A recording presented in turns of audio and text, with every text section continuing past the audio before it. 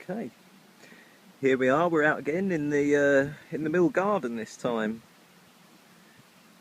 and this plant that you can see growing quite profusely, quite disliked by most gardeners to be honest, is ground elder or goutweed or herb Gerard. Now it's quite easy to recognise. I suppose you could, if you were just picking from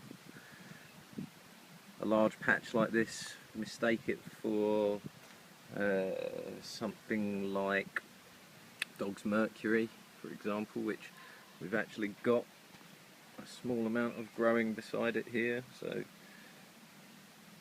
dog's mercury is actually poisonous, so you wouldn't want to get them mixed up. Always take care when you're picking. Now, if I just get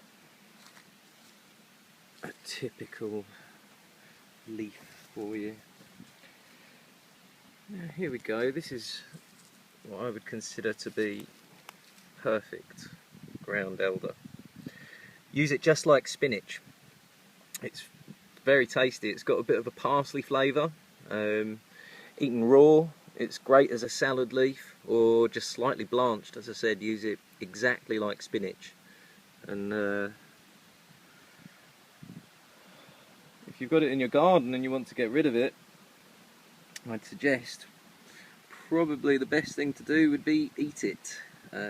It's a difficult, invasive perennial herb, so good luck getting rid of it, but it's certainly very tasty. Brought over by the Romans, as were a lot of other plants. It's been used medicinally to treat arthritis and gout, hence the name goutweed.